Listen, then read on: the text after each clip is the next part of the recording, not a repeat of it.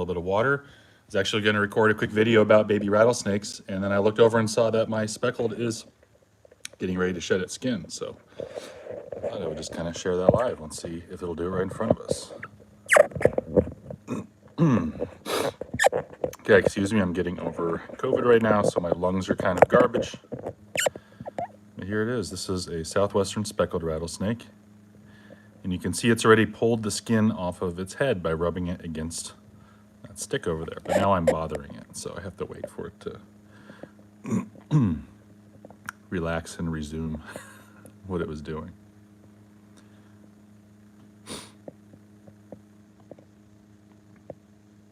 All right, well, this is checking me out.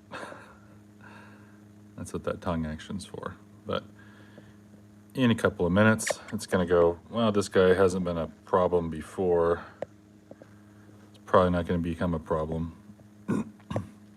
But when they're shedding their skin, they are a little bit vulnerable. So it makes sense that it's one to kind of take a second and wait.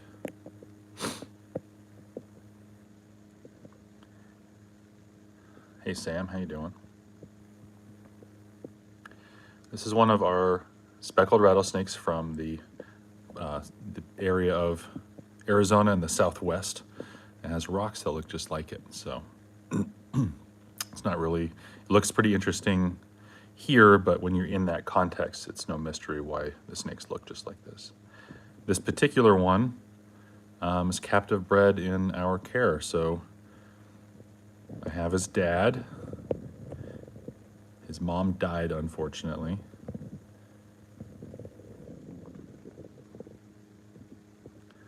But he's here. Let's see if he's gonna resume. I think he's sick of me looking at him already.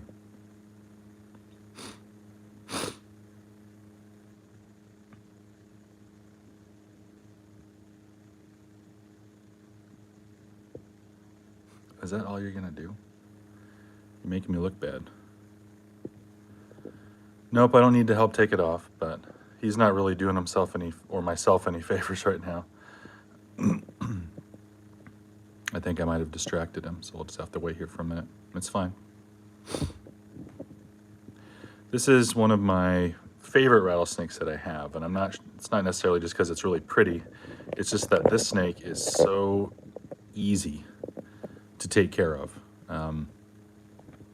It was the first, I've bred speckled rattlesnakes a lot of times, but this is the first one that I ever produced that was actually born in my care. That was back in 2009 or so, which makes this, is in my eyes it's still a baby, but this is now a snake in its teens, so it's a good healthy adult. And the reason why it's so easy to keep is just that it always eats. This thing never turns down a meal. Hello. Yeah, it is a very beautiful snake. It'll be a lot more pretty after it sheds its skin though, so hopefully you will get to it. Come on, guy. It has to be uncomfortable.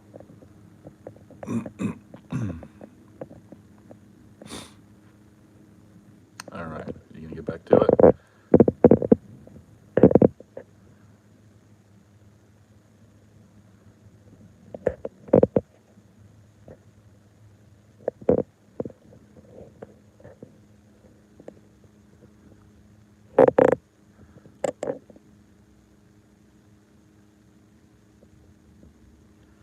Normally it takes maybe a half hour or so, but this guy is just, he's camera shy, I think, or he's kind of bothered by me sitting here watching him, so he might not do it at all.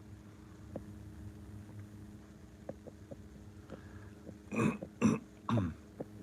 it's right over his eye, so that can't be that comfortable. So I think he's gonna eventually kind of get back into the program here and start rubbing it off on some rocks. And it's already a pretty snake, so when this thing is finished shedding, it's much prettier, actually. You can imagine that.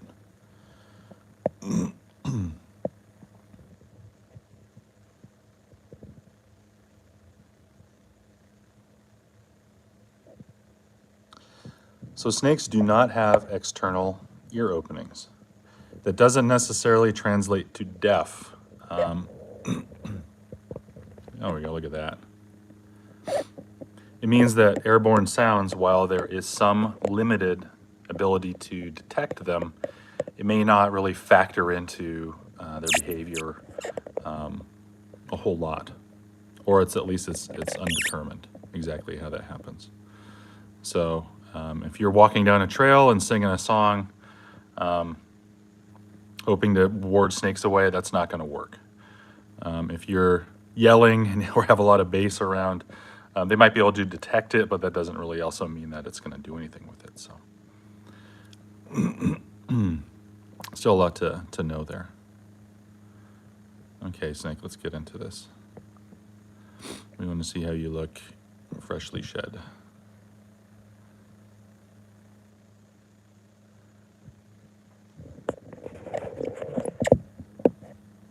That yawning that you saw is part of the shedding. What are you doing? I'm over here trying to do this, and this guy's down here striking at the glass at my feet. Dude, I don't have anything for you. And then this little girl, she's like, don't forget about me, I want a mouse. But we're not doing mouse right now, we're doing shed skin right now. So you guys gotta relax. It's not mouse time, it was mouse time yesterday.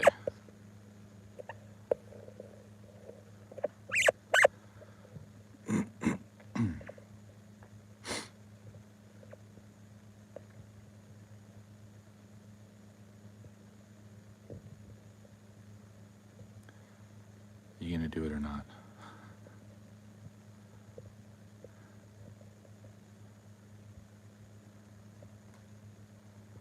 I think this video might be a bust.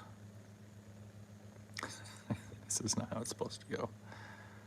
There's a little bit of a quantum problem where the active showing, oh, there we go.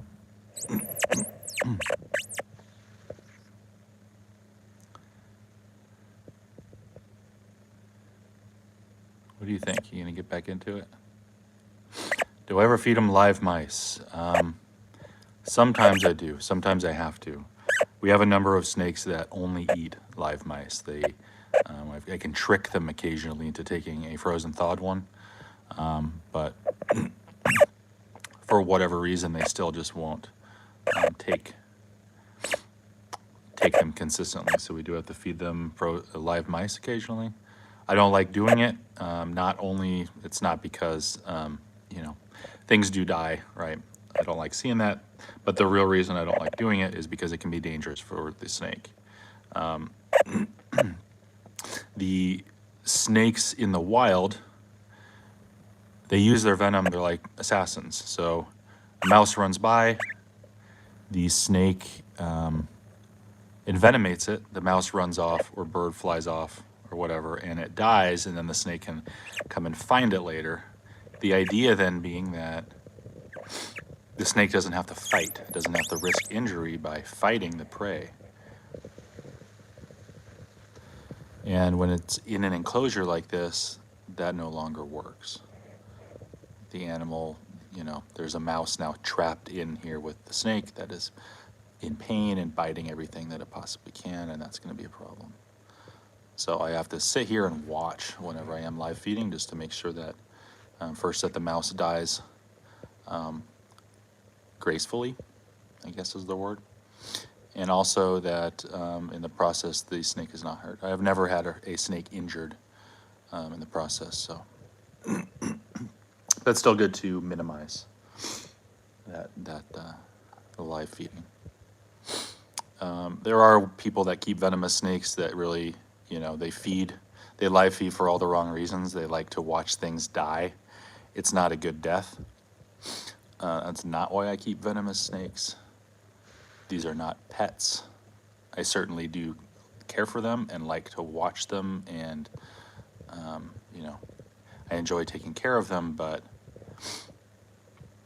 it doesn't escape me ever that if I were to be bitten by this particular snake, I would be having some problems. Doesn't the venom help break it down in the snake's stomach within the acids too? Well, it can, but it's not necessary. It's not. It can be a digestive agent, but it's not one that they're going to have any problems with as long as there is adequate heat in the enclosure. If they don't have it, there was one thought with Mojave rattlesnakes that have pretty variable venom, that the animals that had more of a tissue-destroying venom came from higher elevations and cooler climates, so they might have some advantage with a digestive aid, but it was just an idea. I don't think that actually followed through. So most of the mice that, so for instance, this snake, with the exception of the very first hoppers that I fed it, which were live, which is how you get one of these things started, those were envenomated. But since then, in the last 12 years, this animal has had only frozen thawed mice, and it's certainly a healthy animal. So it doesn't seem to need it because it has that nice hot spot right there. It's crawling around trying to rub that skin off. Once it catches on something, it's just going to crawl out of it like an old sock. But you can already see, well, if the trying to keep the camera in focus. YouTube Live's camera isn't super great, doesn't give you a lot of options. Let's see here. That's already a pretty snake, so once it comes out of there, it's going to be even more brilliant white. It's like the color of frosting. It's really amazing. The water bowl is super clean. Those are hard water stains because we live in an area with well water. So if you're typing something up, thanks for your concern, but I changed that water bowl this morning.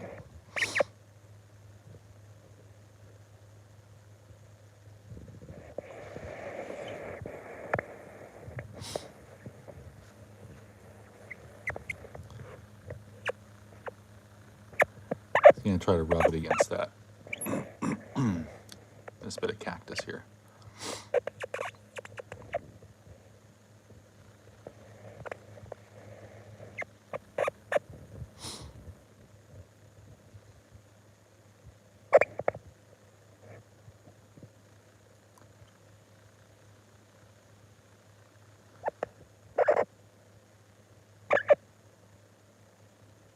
Yeah, wildfires are certainly a problem for any wildlife, including snakes.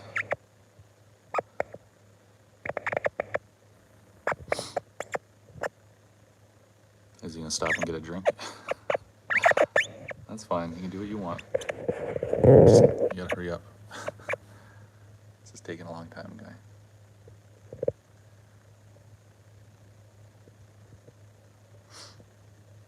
Okay, see I'm rubbing his head on there. He needs to rub it on something that's not smooth. I think that would help. Sometimes they rub it against their own bodies too, so you might do that. Let's see. If you can catch it on that cactus right here, he'll be in business. He'll be out of it in no time. Again, sorry for my constant throat clearing.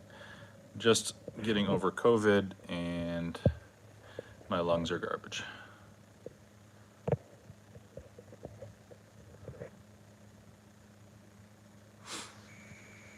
See in the low light how his eye is perfectly round? So when someone tells you that you can tell a rattlesnake from not a rattlesnake because of the cat's eyes or round eyes, you can ignore that. In low light, meaning anything that doesn't have a flashlight shining right on them or a, the sun, a rattlesnake's eyes open up and they can be round. Yeah, it'd be good to grab the dead skin, but he's fine. He needs something to do. He'll get into it. Okay, there we go. That's the rough stuff right there. You gotta pull in there. Well, you're not really having a rattlesnake bloom, and there's no bumper crop or anything like that. You have actually the same number of rattlesnakes that you had Actually, you have fewer rattlesnakes right now than you did last year. The way that it works, it actually takes about 3 years of, of, of consistent favorable conditions to result in any increase in a population. What happens there, let's say that you had like a really, really wet winter, right? Really wet winter, wet spring, lots of prey, lots of stuff going on. You have the same number of rattlesnakes that you had in the winter. They don't just kind of spring from the earth. You have the same number. And then they are born later that year, and then they have to survive until the next year. Well, the summer might not be as good, and the winter after that might not be as good. So in order for all those babies to survive and result in anything measurable, first year survivorship increase, you're looking at now a second year of favorable conditions, okay? So in order for there to actually be something that would be an increase in the population, that second year needs to be good in that process as they continue. So by the time that those snakes are past that first year, then you might notice that there's an increase. So you're looking at 3 years of favorable conditions, but that almost doesn't ever really happen. And also, along with all those little baby rattlesnakes that might be doing really good, those are a food source for their predators. So while there might be a boom for the rattlesnakes' food sources and things that they like, then those baby rattlesnakes are in turn causing a boom condition for the roadrunners and everything else that are going to have higher survivorship through the winter. So things keep themselves in balance.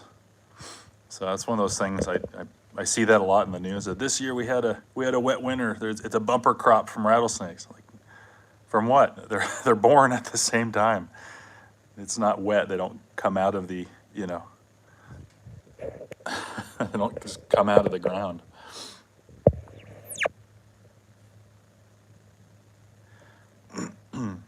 When we check, it's interesting too. When we check our records here in Phoenix, when we have, you know, and we have actually really excellent records of rattlesnake sightings, because all those relocation calls that we get, all that stuff that happens, that all goes into a database, and I look at it a lot. I learn a lot from it. We have thousands and thousands and thousands of records in there.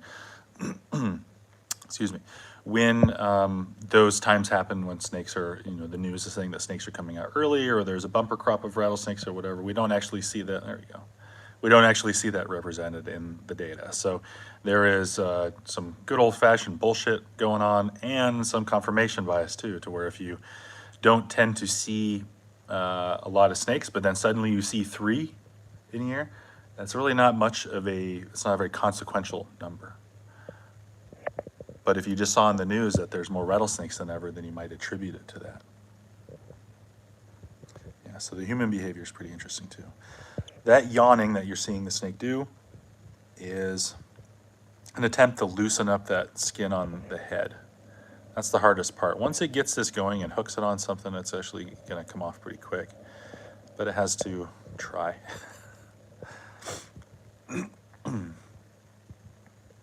So we're almost 20 minutes in and still no progress here. So that is not how this usually goes. But I think I disturbed him in the beginning, so that cost us a few minutes. Yep, they do shed all their skin off all at once. So it'll hopefully come off all in one piece. That's why if you see a snake that is about to shed, or about maybe a week out, it has those cloudy blue-gray eyes. The skin, the new scales, the skin secretes an oil that gets between the old skin and the new one and helps loosen it. So that's what's happening right now, is that underneath this new skin, there's a little bit of an oil under that's helping it lift off, and they just pull it off, and it comes off in one big piece. Yeah, a lot of times they like it where it's rocky. It really depends on the type of snake and the environment too. It's not so much that snakes necessarily enjoy rocks. It's that rocks are a really good vehicle for thermoregulation. They're little energy batteries. Once they heat it up by the sun, it's a big piece of mass, and it takes a long time for that rock to heat up or cool down. So if you have a big rock and it is either cool or hot, it doesn't change temperature really quickly. So a snake that's hiding under it has kind of a thermostat. What are you doing? Oh, he's gonna get all humid. He's just sitting there in his water bowl now.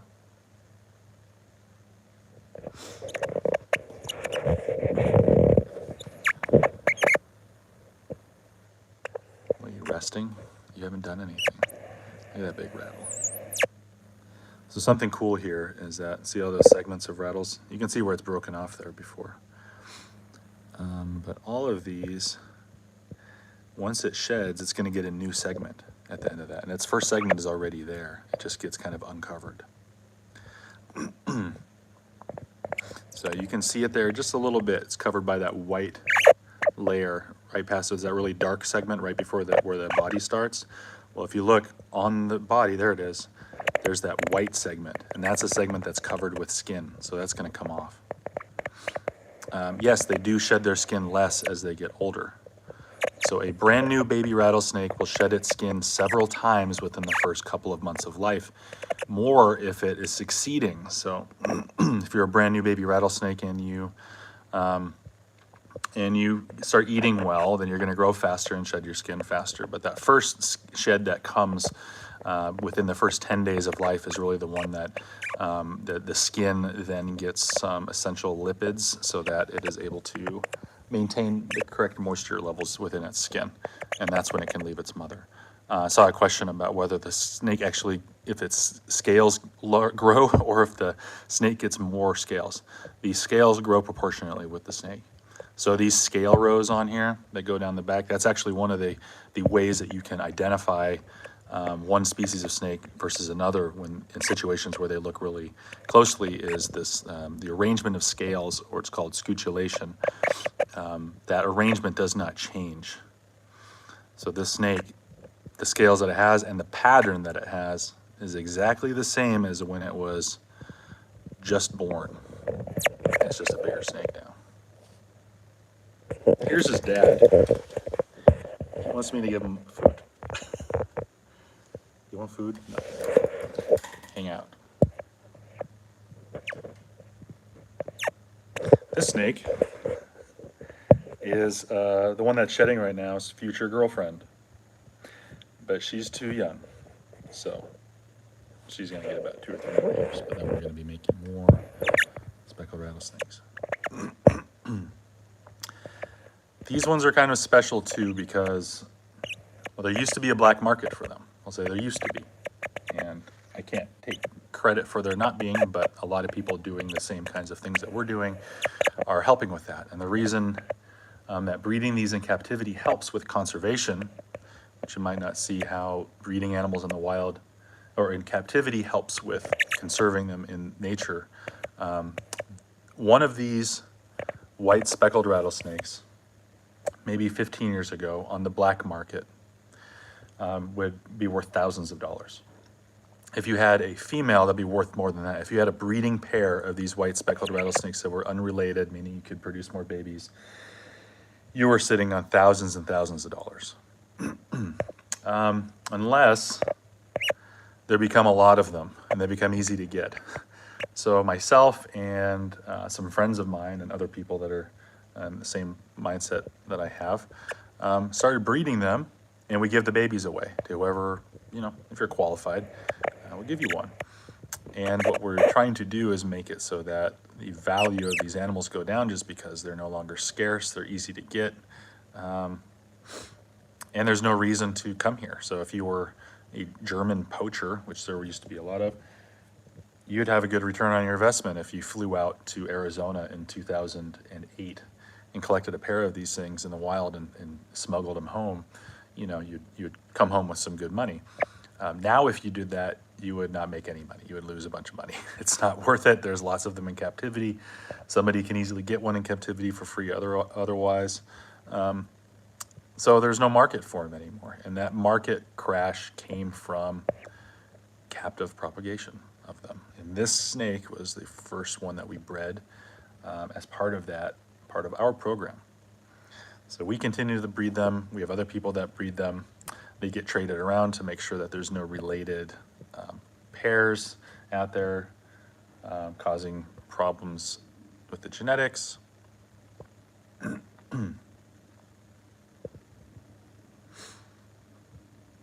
And it keeps going. So for instance, this little girl, who's coiled up now, it was given to me as a neonate by somebody that's doing the same, that's breeding them. It's an unrelated animal to the ones above. So I can breed her against either of these males and produce more babies and give them away to people who would otherwise maybe want to collect them in the wild.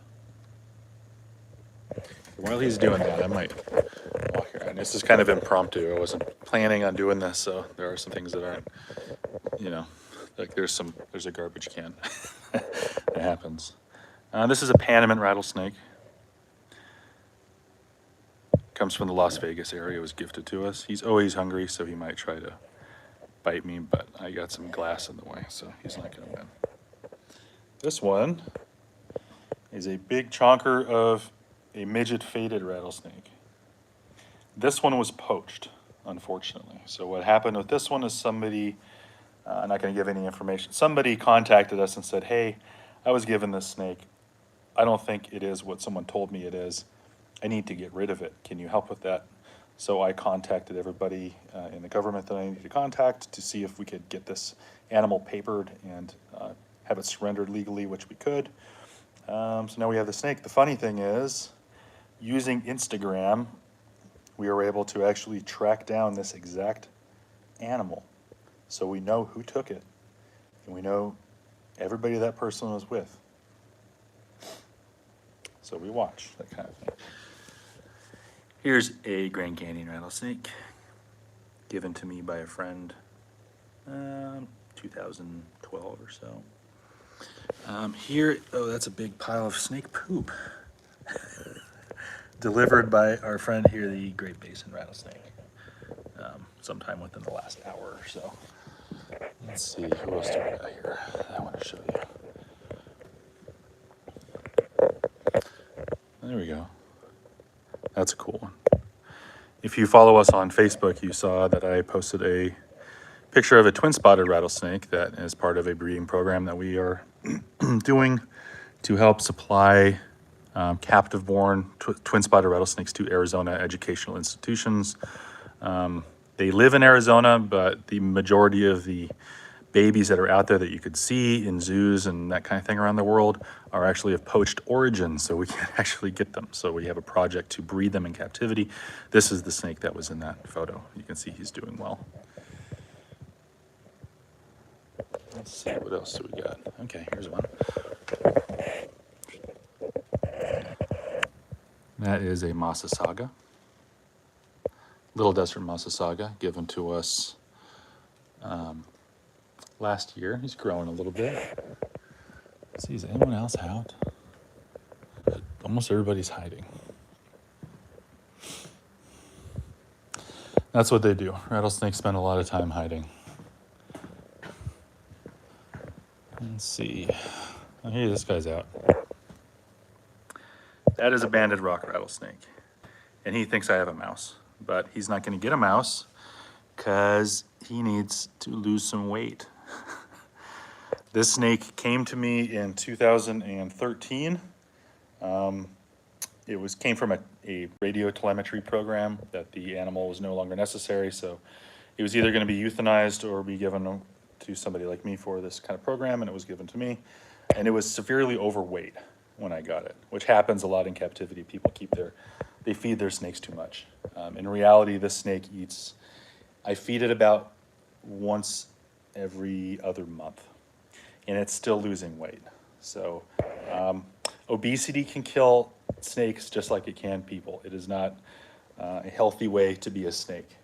So this snake is still pretty chunky, trying to get it to slim down, but it's hard because just like people, everything in their metabolism is built around scarcity, built around, oh, you got some calories, you got some, let's save that for a rainy day. So that's what they try to do. Makes them very hard to actually lose weight. Here's another midget faded rattlesnake. This one's smaller. It's not poached. This one was given to us from a venom lab in Colorado as a tiny baby. Well, he's not a tiny baby anymore. This animal has potentially the most potent venom in this room.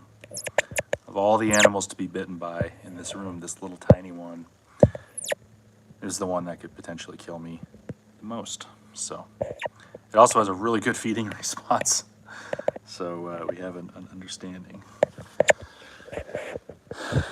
Let's see, is there anybody else that wants to talk right now? I don't think so. Nobody is showing themselves in here. This is where the Arizona red-nosed rattlesnakes live. But they are hiding. Oh, sorry, blacktail. Okay, let's go back and check on this guy, see if he's doing anything new. You doing anything new? No, you're not, are you?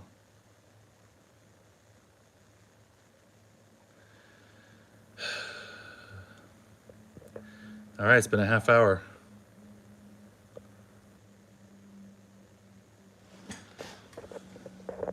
Here's another speckled. This one's red though. This one's gonna shed its skin soon, and it is all grumpy looking. That's why he's sitting in this kind of uncomfortable position, looking real light. If you could see his eyes, they're just solid blue right now. And he's gonna be shedding his skin shortly, but just not today. After their eyes turn blue and that fluid gets in there and separates the scales, it takes about another week. The eyes will actually clear up again a day or two before they actually shed their skin.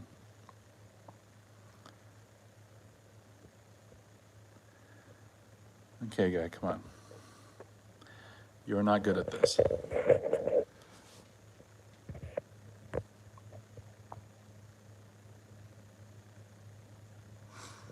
We can go visit the gopher snake. Let's see if he'll come out. Oh, he's right there. Hi. This guy has a tremendous feeding response. So whenever it's time to feed him, he just comes right out. This one came from, you can see the rest of my room actually in the background. He came from the Arizona Game and Fish Department. He was one that came with a bunch of seized animals. And we were doing an educational video, a safety video. Actually, if you ever work for the state of Arizona and watch a video about snake safety, you will see this snake in that video along with myself. And when I was done with the video, they said, hey, do you need a gopher snake? And I said, I do. It's not a rattlesnake, obviously. It's not dangerous in any way. But people do see these animals a lot and get them confused and fear them. So it's a really helpful animal for education. This thing will eat anything you put in front of it. And that's what it's trying to do right now. It's like, do you have food for me? I don't have food for you, I'm sorry. This I really like. This is my Arizona, one of them, Arizona black rattlesnakes. And this is an all black one. Just a very, very beautiful snake. You can even see there's a little bit of iridescence in the scales, so it kind of shines with a blue and purple color. Let's see if any of the Mojaves are out. Any Mojaves in here? Oh, I hear one. Yeah, he's back there. There are 2 Mojave rattlesnakes in there. One of them is rattling at me. And in here, there's a timber rattlesnake that is hiding. So, yeah, ignore the garbage can, but this is basically our facility.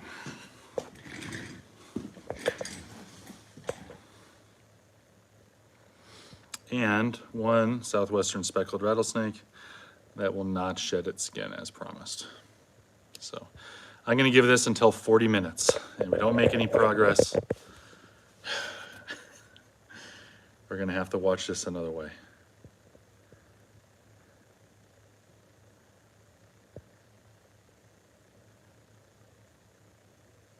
You know what I might be able to do? I could try this, is I could get the GoPro and I could set it up and try to record a time lapse.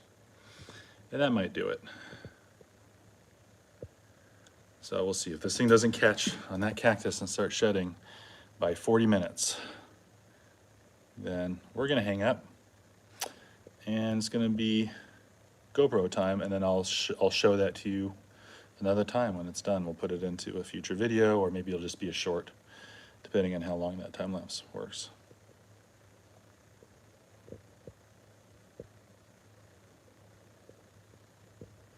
What are you doing?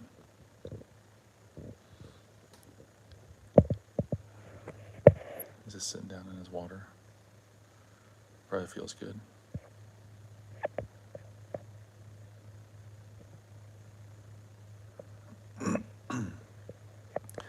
Shedding skin can't be fun. Okay, let's do it. Rub that off. Come on.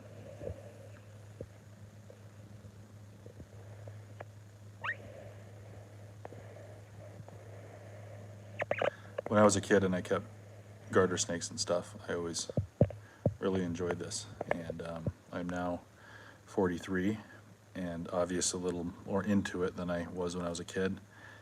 And I still drop all the things to watch this when I can. This is really interesting. Especially when you get to see it with something as pretty as this speckled rattlesnake. Really special animals. You can do it, come on.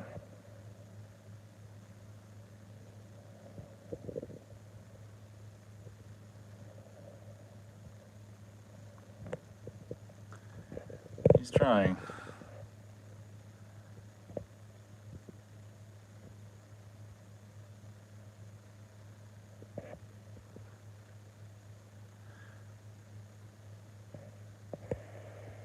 You can see his tail really well here. There you go. So do you see there's that dark, the really dark segment, and then right to the left of that, there's a white one, and that's the new one. Hey, thanks. I'm glad you're enjoying the new ones. I know we made a big change in the format. It's been a little bit of a gamble because it takes a lot of time to put all those together. Jeff has been doing a really good job with putting those videos together every 3 days. So it takes a lot. And then also the team too. Everybody recording all those videos and then uploading them, and then the conversation and trying to get them out and do it that fast. We definitely have a lot of room to grow. I think we just hit 8,000 subscribers. Definitely not where we want to be, but I think that we have the right formula now, so we just got to keep doing it and hope that people respond well and tell people about it and that kind of thing. I'm not sure exactly how that works, but I know that the channel is growing steadily and slowly, and I think we just got to keep doing more of what we're doing. I think people want to see these snakes quite a bit, but what I was kind of surprised by, I guess not so much, is that they ask us, people in comments on those videos, they ask just as many questions about us. Like there was one, somebody asked if I had been bitten by a rattlesnake before. I'm going to answer that at some point here. Short answer is yes, but I'll talk about that. That was last year. So that's going to be its own video coming up here at some point. But just kind of the way that the life is of this. So like I'm on call right now. Actually, I should probably check on that. Let me see.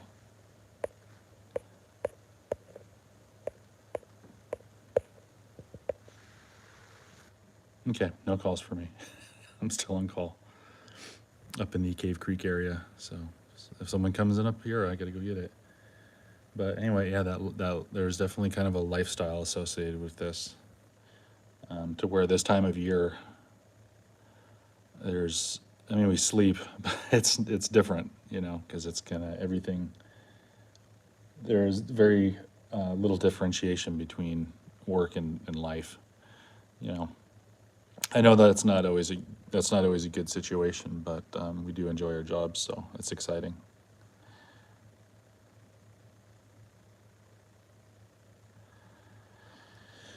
Okay, so in a minute here, this guy's gonna start moving again. I know I said 40 minutes, so if it does anything other than go rub its chin on that cactus and get this thing going,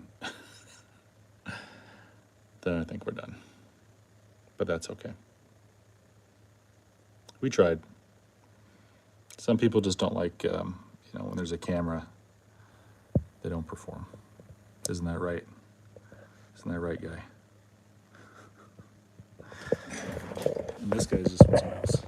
This whole time he's been sitting there doing this and snapping at my feet and through the glass. Like, give me a mouse. If I had a mouse, I would give you a mouse. I don't have one. Also, you need to lose weight.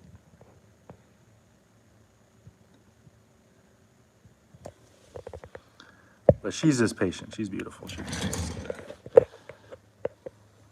This guy, though. Okay, what are you going to do?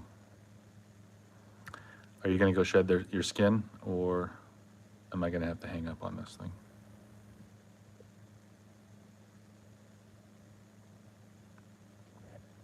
I think that's the answer. Okay.